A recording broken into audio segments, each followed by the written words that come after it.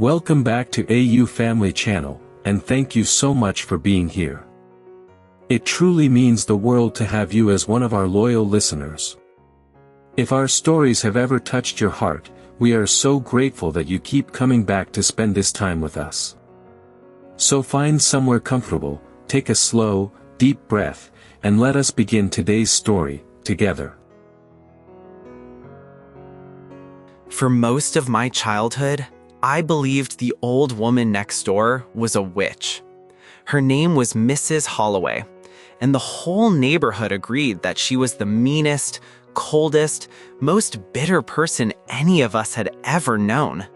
She yelled at kids, she stole our balls, she never smiled, never opened her curtains, never once said a kind word. And I helped make her life worse because I thought she deserved it.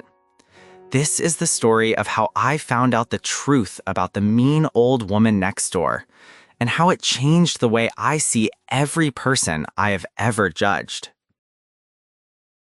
I grew up on a quiet street called Maple Grove, the kind of place where everyone knew everyone.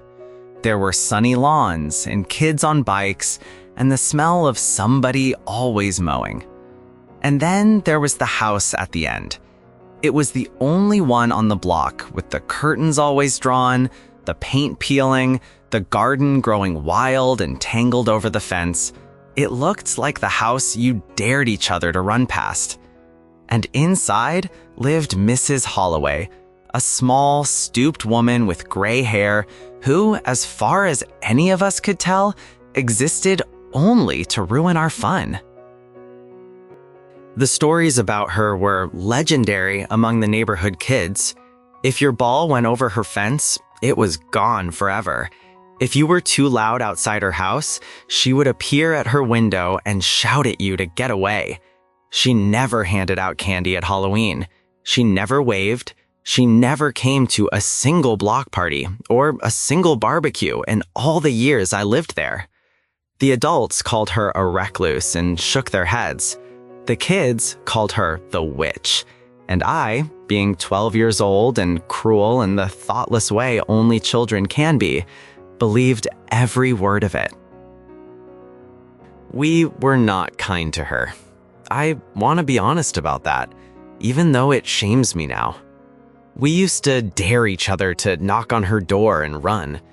We would deliberately kick our ball into her yard just to see her get angry. Once, a boy named Trent threw a rock that cracked one of her front windows, and we all laughed and scattered like it was the funniest thing in the world. She never called the police. She never told our parents. She just taped a piece of cardboard over the broken glass, and the cardboard stayed there for years, a little gray scar on the front of her house. I remember the balls most of all. Every kid on Maple Grove had lost at least one over her fence, and none of us ever got them back.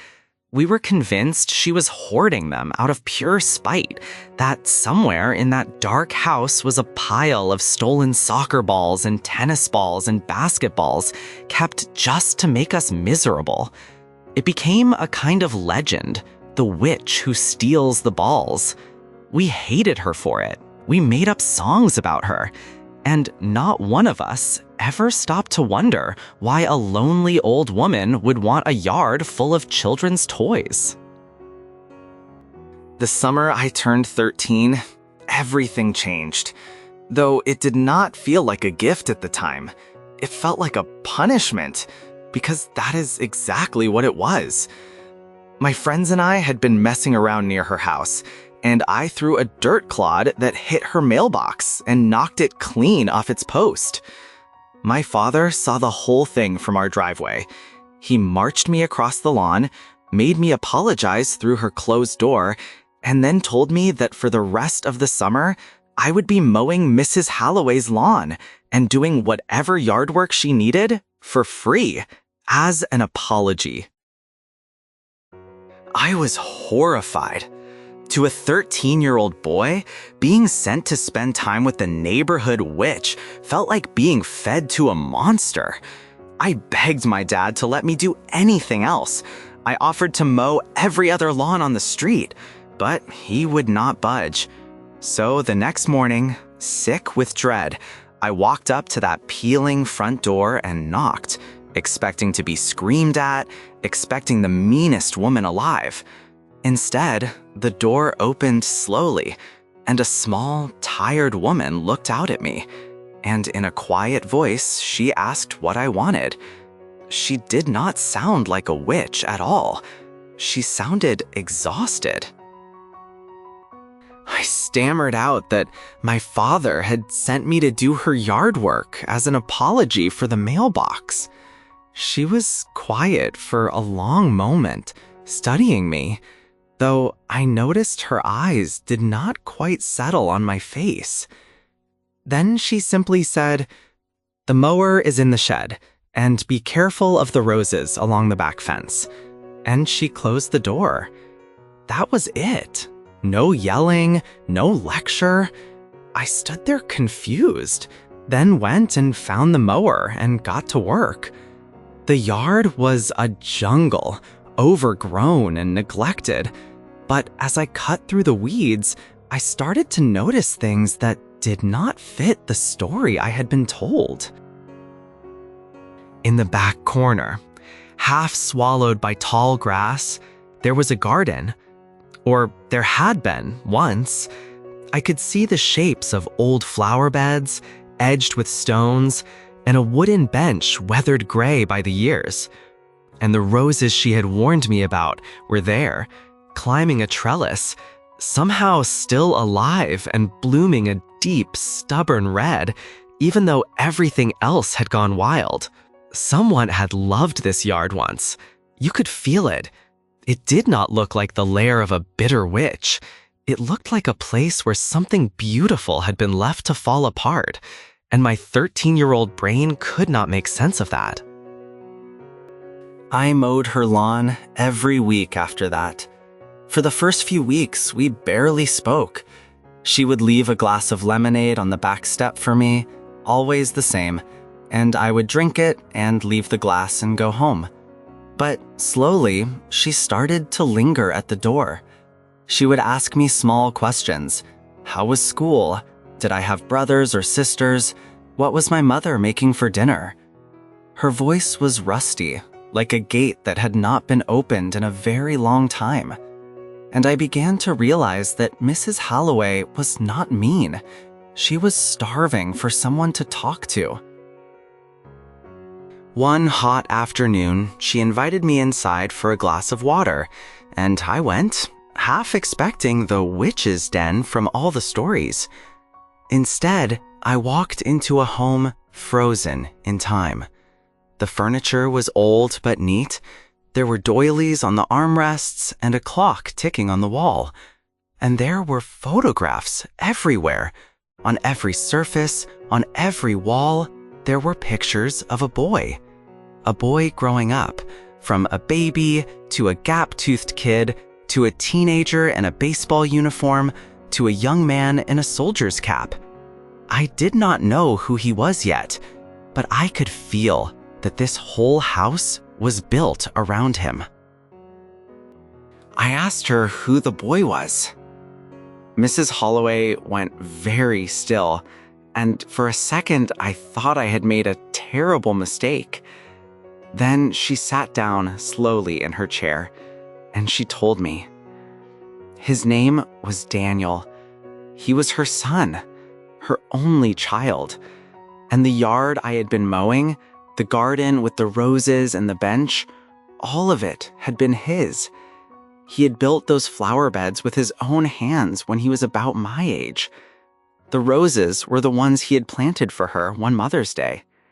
She kept them alive, she said, because they were the last living thing he had ever given her. Daniel had joined the army at 19. She told me this with her hands folded tight in her lap, staring at a spot on the floor. He had been sent overseas, and 2 years later, 2 soldiers in dress uniforms had come to her door and told her that her son was gone. Her husband, Daniel's father, had died of a heart attack less than a year after that. Grief on top of grief, she said, until there was nothing left of her old life at all. She had gone from a mother and a wife in a house full of noise to a woman completely, utterly alone in the space of a single terrible year. And then she told me about the balls. My stomach dropped as she spoke. She said that after Daniel died, the sound of children playing outside was the only thing that still reached her. She was going blind, she explained, her eyes failing a little more every year, and the house had grown dark and silent. But she could still hear the kids on the street. And when a ball came over her fence, she said, it was like a little piece of life had wandered into her empty yard. She kept them, all of them, in a box in the shed, not out of spite, because they were the only proof that the world outside was still alive. I could not breathe for a moment. Every cruel thing I had ever done to this woman came rushing back at me. The rock through her window, the songs we made up, the dares, the rock clods and the taunting. We had looked at a grieving mother, a woman who had lost her son and her husband and her sight, and every single person she loved, and we had decided she was a witch. We had tormented her for the one small comfort she had left. And she had never once told on us, never once fought back, because she was too broken and too lonely to do anything but tape cardboard over the holes we made. I asked her, my voice shaking, why she never told anyone, why she let us treat her that way. And she gave me an answer I will never forget as long as I live. She said, when you have lost everything, being yelled at by children is still being spoken to. She said the kids running past her house, even the ones who mocked her, were sometimes the only human voices she heard for weeks. She had not had a real conversation with another person in almost 4 years. 4 years. And in that moment, I understood that the meanest woman on Maple Grove was not mean at all. She was the loneliest person I had ever met. That afternoon changed me completely. I stopped just mowing her lawn and started staying. I would sit in that photograph-filled living room, and she would tell me about Daniel, about the trouble he got into and the jokes he told and the man he had been growing into. I brought my mother over, and my mother cried and then started visiting too, bringing casseroles and sitting with her for hours. Because Mrs. Holloway's eyes were failing, I started reading her mail to her and then reading her books, sitting by the window in the good afternoon light while her son watched us from 100 frames on the walls. Together, we brought Daniel's garden back to life. I pulled the weeds and turned the soil, and she sat on his old bench and told me exactly where everything used to go, guiding me with a memory clearer than her eyes ever could be. We planted new flowers around his roses. I fixed the fence and scraped the peeling paint, and finally took down the cardboard from the broken window and put in a real pane of glass. And one afternoon, she asked me to open the curtains, the ones that had been closed for years, and she sat with the sunlight on her face and cried, and said it was the first time the house had felt warm in a very long time. I did something else too. I went around the neighborhood to every kid who had ever lost a ball over that fence, and I told them the truth about Mrs. Holloway, about Daniel, about the box in the shed. Some of them did not believe me at first, but one by one, they came around. And the strangest, most beautiful thing happened on Maple Grove that summer. Kids started coming to her door on purpose, not to torment her, but to talk to her, to bring her the newspaper, to sit on her porch. The witch's house became the house where the neighborhood grandmother lived, and her yard filled up with life again, the real kind this time. Mrs. Holloway kept that box of balls, by the way. She would not let me return them, even after everything. She said each one was a memory now, a little echo of the years when the only company she had was the sound of children she could not see. But she did not need the echoes anymore, because she had the real thing. She had my mother and me and a dozen kids who now knocked on her door instead of running from it. The box stayed in the shed, and sometimes she would ask me to bring one out, and she would hold it and smile. And I understood that it was never about the ball at all. She lived 3 more years, and they were good years. I truly believe that. When she passed away, in her sleep, in the house full of Daniel's photographs, the whole street came to her funeral. The same neighborhood that had called her a witch stood together and wept for the woman we had so badly misunderstood. In her will, she left me Daniel's roses, dug up carefully and potted, with a note that said, "Thank you for letting an old woman be seen again." I have those roses to this day. They bloom every summer, deep and stubborn and red, and every time I see them, I think of her. I still think about how close I came to never knowing her at all. If my father had not made me mow that lawn, I would have gone my whole life believing that the woman next door was simply a bitter old witch who hated children. I would have carried that ugly little story forever, never knowing that behind those drawn curtains was a mother with a broken heart, keeping her son's roses alive in the dark.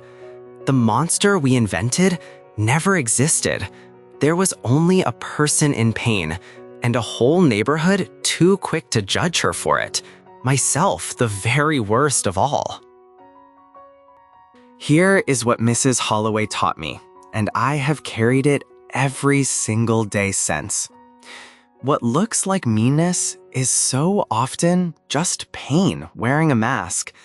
The angry person, the cold person, the one who snaps and shuts you out and pushes everyone away is very frequently a person who is hurting more than you could ever guess.